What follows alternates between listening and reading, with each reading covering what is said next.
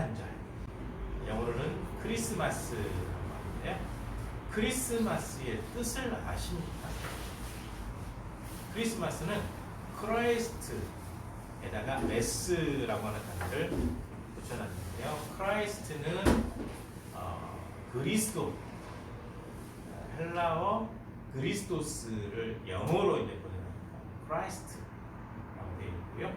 메스라고 하는 이 단어는 종교 집회 내지는 예배. 그래서 예수님께 예배 드리는, 그리고 예수님을 예배하는 그런 의미가 담겨 있는 것이 바로 크리스마스이죠. 엑스마스라고 하는데 예수스 크리스토스, 영어로 하면 지저스 크라이스트가 되는데 원래 이름에서 완전히 많이 사라져 버렸거든요. 원래 이 헬라어 자체가 그리스어죠. 헬라어 그리스어 똑같아요.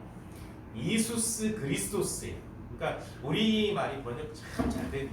예수스 그리스도스 해야 맞는데 할아버지들이 번역하면서 스를 빼버렸어요. 원래는 예수스 그리스도스 이게 맞는데 예수 그리스도가 되버린 거죠. 그래서 크리스마스 하게 되면 예수님을 예배하는 날, 또 예수님의 탄생을 축하하는 날, 이런 의미가 담겨 있습니다. 그리고 예수님 태어나신 이야기는 구약에는 굉장히 많이 예언이 되어 있고, 그다음에 신약에는 여기저기 좀 기록이 되어 있는데 특히 복음서에 이제 많이 기록이 되어 있죠. 그런데 성경 어디를 뜯어봐도 예수님 태어나신 날에 대한 언급은 없습니다. 그래서 어떤 때는 1월 1일을 성탄절로 했다가, 어떤 때는 1월 6일을 성탄절로 했다가, 어떤 때는 12월 25일을 성탄절로 했다가, 3월 27일을 했다가, 이게 왔다 갔다 해요. 이렇게 됐는데 이제 정확히 날짜를 정해가지고 교회 차원에서 성탄절을 지키는 일은 그렇게 초창기는 없었습니다. 그런데 이게 이제 예수님 탄생에 대해서 굉장히 중요한 의미를 찾게 되면서 좀 축하하게 되는데, 시간이 지나면서 12월 25일로 굳어지게 된 계기가 있습니다. 교황 율리우스 1세라고 하는 사람이 제의하면서 옛날에 이제 태양신의 절기를 지키는 그런 풍습이 있거든요. 그래서 성경에도 보게 되면 태양신의 절기가 계속해서 있어요. 그러니까 이제 우리로 따지면 동지가 이게 절정이거든요. 이 동지가 밤이 가장 길어요. 그래서 태양신이 가장 힘을 못 쓴다. 세상 사람들의 평가고 태양을 신으로 섬기는 사람들의 평가죠. 이 태양이 가장 힘을 못 쓰다가 동지가 지나고 나면 힘을 얻기 시작을 해요. 그래서 태양이 가장 이제 힘을 많이 얻기 시작하는 시기를 25일로 잡아서 태양 신을 이렇게 섬기고 축제를 했죠. 여기 굉장히 많이 이제 크게 확산되고 굳어지면서 예수님 탄생에 대해서 이렇게 굉장히 압제를 가하고 태양신의 축제라는 내용을 굉장히 확산을 시켜요. 그래서 굉장히 많이 굳어져 가지고 이제 태양신이라고 하는 것이 하나님께서 만들어 놓은 피조물인데 신격화돼 버리거든요. 그래서 어떻게 하면 이것을 좀 지워버릴까 하다가 교회에서 12월 25일을 성탄절로 지키자라고 결정을 했어요. 그러니까 원래 태양신의 절기인데 성탄절로 지켜서 태양신의 의미를 없애버리고 예수님 탄생을 축하하도록 하자. 그런 의미로 확산되어서 굳어진 것이 12월 25일입니다. 그러니까 12월 25일이 예수님 태어나신 날이다라고 생각하면 안 되고 교회가 제정해서 지키기 시작했다라는 거죠. 그래서 이렇게 제정이 되다 보니까 보수적인 신앙을 가지고 있는 사람들이나 청교도 신앙을 가지고 있는 사람들은 성탄절을 거부했어요. 거부하니까 12월 25일 성탄절을 거부한다고 또 많은 사람들이 반대 운동을 펼치니까 어쩔 수 없이 다시 성탄절로 제정하는 어떤 해프닝까지 옛날에 아주 오래전에 있었어요. 그런 절차를 거쳐서 12월 25일이 성탄절이 된 것이고 예수님 태어나신 날은 정확히 아니에요. 그래서 성탄이라고 하는 것은 예수님께서 태어나신 날을 정확히 알지 못하기 때문에 일단 교회가 날짜를 제정한 거다라고 이렇게 알고 있어요. 이단들은 알고 있는데 우리 이 믿음을 가지고 있는 바른 믿음을 가지고 있는 사람들이 모르니까 그들에게 또 막 밀려요. 무시당해요. 그러지 않도록 이 정도 의미는 알고 있어야 될 것 같습니다. 그래서 12월 25일은 예수님께서 태어나신 날은 아니고 예수님께서 이 땅에 오신 날, 즉 하나님께서 사람이 되셔서 이 땅에 오신 날을 축하하는 날이 되었다는 거죠. 그래서 성탄절의 진정한 주인공은 예수님이 돼야 맞습니다. 그리고 예수님 탄생에 대해서는 성경 여기저기에 기록이 되어 있습니다. 그래서 최초의 메시아 약속은 제가 몇 차례 말씀을 드렸기 때문에 아마 기억하실 겁니다. 창세기 3장 15절에 나오는 여자의 후손이라는 단어가 나오죠. 하나님께서 직접 말씀하신 겁니다. 그러니까 사람을 유혹해서 죄를 지게 한 뱀을 저주하시면서 너는 여자의 후손과 원수가 된다라고 할 때 이 여자의 후손이 처녀 탄생을 의미하고 있어요. 그 의미를 잘 살펴봐야 됩니다. 그러니까 하나님께서 이 땅에 사람이 되셔서 오시려고 작정하신 것은 언제 그렇게 하신 거냐? 사람이 죄를 지었을 때 그때 이미 계획하신 거예요. 그것이 정확하게 기록이 되어 있고, 그리고 그 이후에 여러 가지 많은 기록들, 선지자들의 모든 예언들을 통해서 메시아 탄생이 예고되어 있습니다. 먼저 이 처녀 탄생이라고 하는 부분은 사실 지금 마태복음 여기에서 이 마태가 인용한 이사야서 7장 14절은 인용이 잘못되었어요. 그걸 알고 있어야 됩니다. 이 이사야 선지자가 예언하던 시대가 우시야, 요담, 아하스, 히스기야 4명의 왕 시대에 이사야 선지자가 예언을 했거든요. 그 중에 히스기야의 아버지가 아하스인데 이 아하스가 믿음이 참 없어요. 적들이 쳐들어왔을 때 하나님께 가서 기도하시죠 라고 선지자가 권면을 했더니 내가 기도해서 하나님 시험하는 거 그거 안 하겠어. 아주 믿음이 좋은 것처럼 얘기했지만 사실 하나님에 대한 믿음이 없어서 그럽니다. 하나님을 의지하지 않아요. 믿음이 없어요. 잘못된 그런 그 신앙의 모습을 가지고 있는 왕이 아하스예요. 그래서 이 사람이 그 아람 왕하고 북이스라엘 왕이 쳐들어왔을 때 하나님께 기도하라 그랬더니 기도 안 해요. 믿음이 없으니까 안 해요. 그래서 이사야 선지자가 예언을 하는 겁니다. 왕의 시대에 알마, 이 히브리어 알마라는 단어를 쓰고 있거든요. 젊은 여자. 이 알마라고 하는 젊은 여자는 결혼한 젊은 여자를 얘기하고 있는 거예요.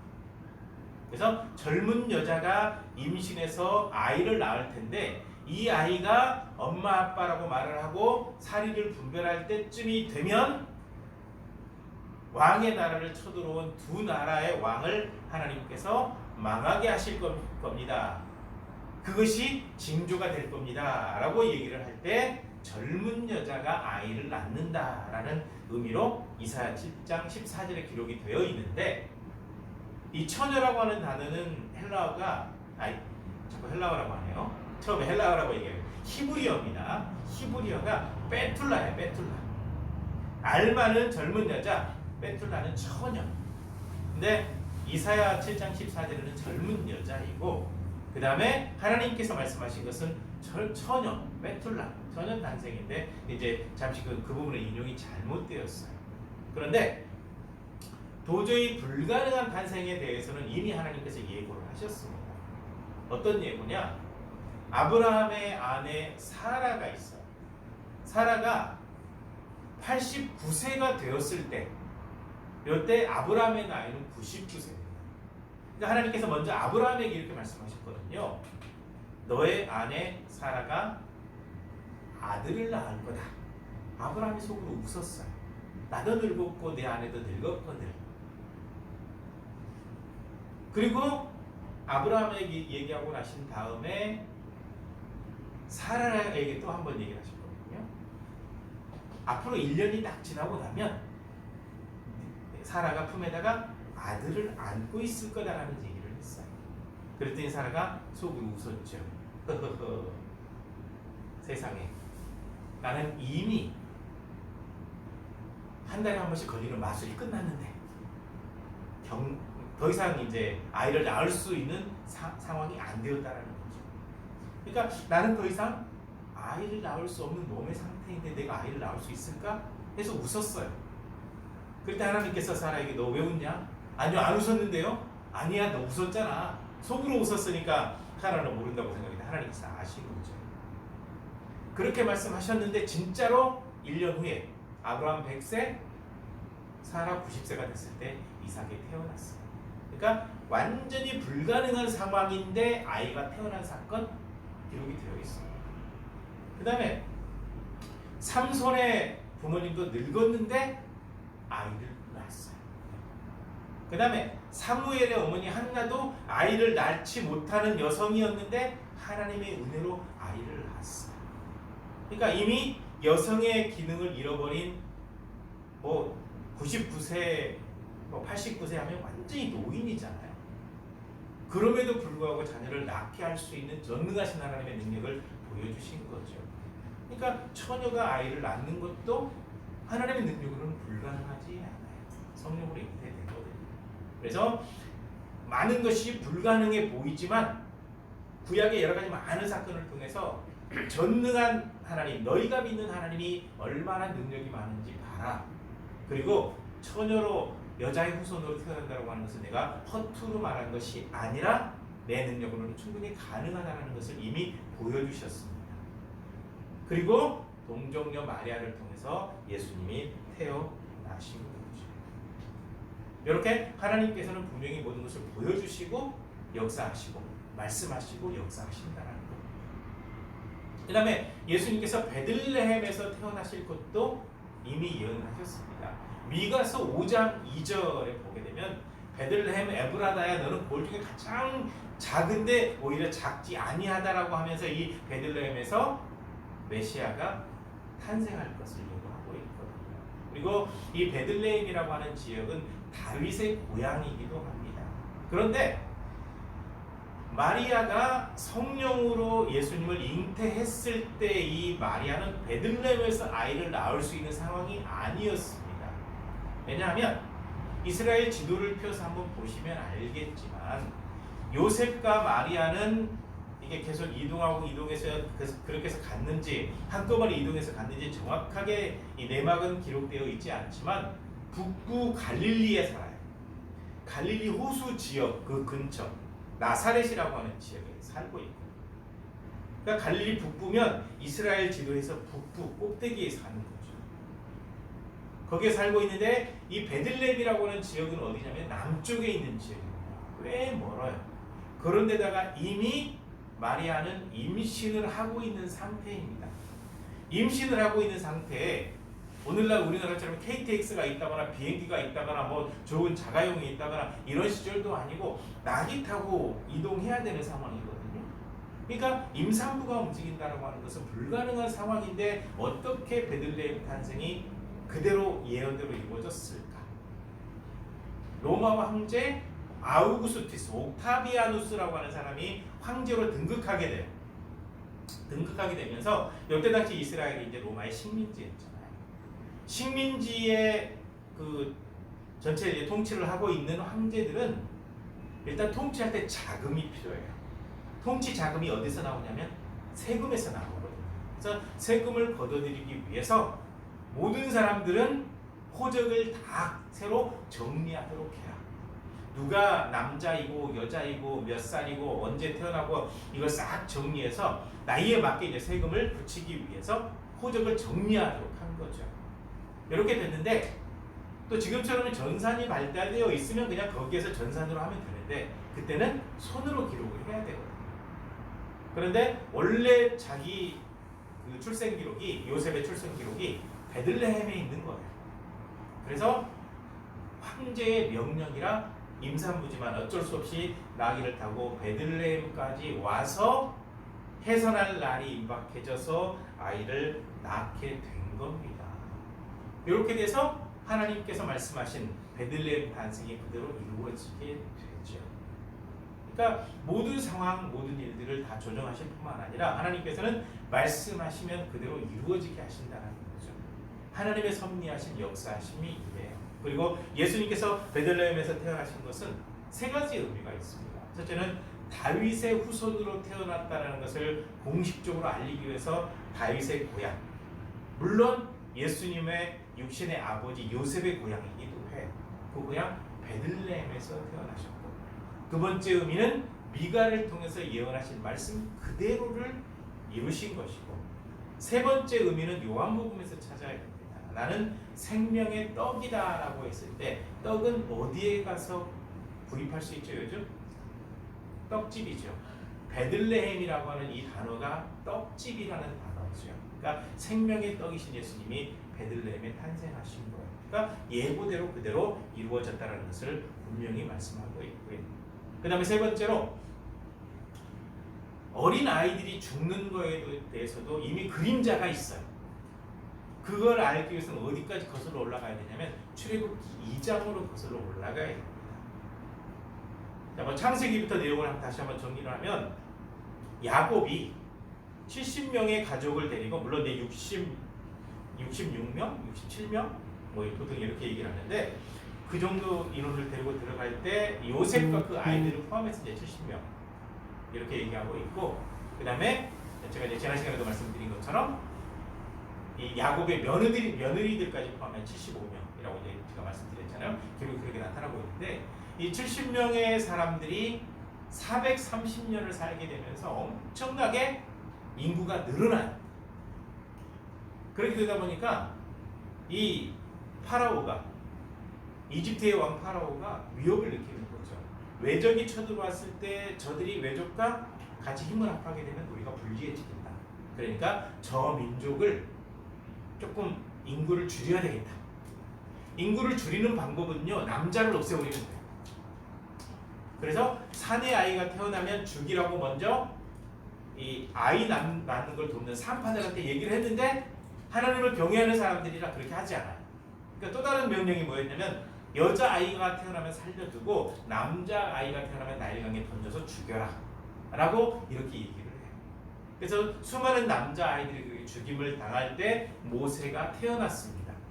그래서 아이가 너무 아름답고 준수해 보이니까 숨겨서 길렀는데, 3개월 정도 기르니까 울음소리가 사내아이 울음소리가 돼버리니까 더 이상 숨길 수가 없는 거예요. 그래서 갈대장 상자에 담아가지고 나일강에 두었는데, 이제 파라오의 딸이 이제 그 상자를 가져다가 모세를 기르게 되죠. 이때 어린 아이들이 죽었던 사건이 나오고 있죠. 근데 예수님 태어났을 때에도 똑같아요. 상황만 다릅니다. 모세가 태어났을 때에는 이스라엘이 인구가 많아지니까 위협을 느껴서 파라오가 그렇게 했고, 예수님 태어나셨을 때에는 에돔 출신이 유대교로 개종해가지고 왕이 됐는데 그 사람이 헤롯이에요. 중간기 설명할 때 제가 다시 한번 설명을 드릴 텐데 그럼 이해가 되실 겁니다. 아무튼 에돔 사람인데 강제로 할례시키고 개종을 시켜버렸어요. 중간기 하스모니아 왕조 그 시대니까 요거는 뭐 자세하게 설명하려면 너무 기니까 나중에 성경 공부할 때 제가 말씀드리겠습니다. 그렇게 해서 헤롯이 로마에게 모든 이 정보들을 팔아넘기면서 인정을 받아서 왕이 됐어요. 근데 이 헤롯이라고 하는 사람은 권력력이 굉장히 강한 사람이기 때문에 자기 왕위를 노리면 아들도 죽여요. 그런데 예수님 태어나셨을 때 동방에서 온 박사들이 당연히 왕궁에서 태어났겠지 하고 헤롯 왕을 만나러 가가지고 왕으로 태어난 아이가 있는데 우리가 만나서 축하하고 경배하러 왔습니다 라고 하니까 헤롯이 깜짝 놀란 거예요. 나를 위협하는 아이가 태어났다고? 그래서 그 박사들한테 그 아이를 찾거든 나에게도 알려주시오. 나도 가서 경배하겠소. 사실은 그 아이를 죽일 계획을 가지고 있었던 거예요. 왜? 자기 왕의 자리를 노리고 있는 아이가 태어났다고 하니까. 근데 이제 동방에서 온 박사들은 꿈에 헤롯에게 돌아가지 마라 라는 하나님의 지시를 받고 다른 길을 통해서 이제 고향으로 돌아갔죠. 그러고 나니까 헤롯이 이제 그 박사들이 얘기했던 그 시간 따져가지고 그 사이에 태어난 아이들을 싹 죽여라. 그래서 유아 살해 사건이 벌어지게 된 거죠. 이때 하나님께서는 요셉에게 꿈에 나타나서 이집트로 피난 가라. 그래서 이집트로 피난 가서 예수님은 죽임당하지 않게 됐죠. 근데 유튜브 보다가 제가 깜짝 놀란 장면이 하나 있어요. 이 장면을 해석하고 설교하는 어떤 목사가 신학이 잘못됐는데 목사가 하는 얘기가 예수님 태어났을 때 이미 아이들이 예수님 대신 죽었다는 거죠. 예수님 대신 희생당했다는 거죠. 예수님께서 그 아이들의 죽음에 희생의 은혜를 받다고 해석을 하고 있더라고요. 아니, 그렇지 않아요. 헤롯이 권력욕 때문에 아이들을 죽일 때 하나님께서 예수님을 이집트로 패신시켜 살린 거예요. 근데 그거를 이미 예수님을 위해서 아이들이 죽은 사건이 있었다고 그렇게 해석을 해버립니다. 성경을 잘못 해석하고 있어요. 그래서 제가 유튜브 같은 거 잘 설교 조심하라고 제가 말씀을 드린 겁니다. 아무튼 모세가 태어났을 때 수많은 산의 아이들이 죽었던 사건, 이 그림자이고 예수님 태어났을 때에도 똑같이 그런 일이 벌어지게 되었다라는 거죠. 그리고 이렇게 태어나신 예수님이 모든 사람들의 죄를 대신해서 십자가에 못 박혀 돌아가시게 되었다라는 겁니다. 그렇게 해서 모든 사람들의 죄를 다 감당하게 되는 거죠. 그러니까 예수님께서 이 땅에 태어나신 사건은 그저 하루아침에 그냥 단순하게 이루어진 사건이 아니고 하나님께서 선지자 통해서 이미 예고하시고 구약의 사건을 통해서 그림자를 보여주시고 그걸 그대로 행하신 사건이 예수님 탄생입니다. 그러므로 예수님께서 태어나신 사건은 하나님께서 예언하시고 말씀하신 대로 이루어진 사건입니다. 그리고 거기에 요셉과 마리아가 순종한 사건이기도 합니다. 아마 이들의 순종이 없었다고 한다면 예수님은 다른 방법으로 태어나셨을 수도 있습니다. 또 여기서 한 가지 말씀을 드리면 우리 신앙인들은 절대로 성모 마리아라는 단어를 쓰면 안 돼요. 성모 마리아라는 단어의 의미가 뭐냐? 하나님의 어머니라는 뜻이에요. 하나님의 어머니. 요거는 캐톨릭이 완전히 잘못 나온 거거든요. 그러니까 이 성탄절을 맞이할 때마다 기억할 것은 요셉과 마리아는 예수님 육신의 어머니하고 아버지하고 어머니인 거예요. 절대로 하나님의 아버지, 하나님의 어머니가 될 수가 없어요. 만약에 마리아가 하나님의 어머니면 요셉은 하나님의 아버지가 돼야죠. 물론 이제 동침하지 않았으니까 더 뺀 것 같아요. 근데 참 희한한 논리인 거죠. 문제가 많아요. 이게 잘못된 거거든요. 아무튼 요셉과 마리아가 순종했지만 마리아가 하나님의 어머니는 될 수가 없다. 성모 마리아는 잘못되었다. 성탄절에 우리가 이 부분을 바로 잡아야 될 것 같습니다. 아무튼 정말 중요한 것은 무엇이냐면 하나님께서는 말씀하시면 말씀대로 그대로 이루신다는 거예요. 메시아 탄생까지 아브라함에게 했던 그 약속을 다 지키기 위해서 모든 일을 행하신 하나님. 모세에게 약속하시고 그대로 모든 걸 이루신 하나님. 여호수아에게 약속하시고 그대로 이루신 하나님. 선지자들을 통해서 계속해서 북이스라엘과 남유다의 왕들에게 예언하게 하시고 그대로 이루신 하나님.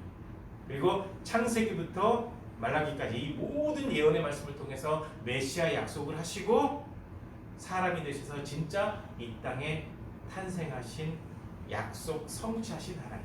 그 이야기가 바로 성경에 담겨 있거든요. 그래서 성탄절은 하나님께서 말씀하신 약속이 이루어진 사건입니다.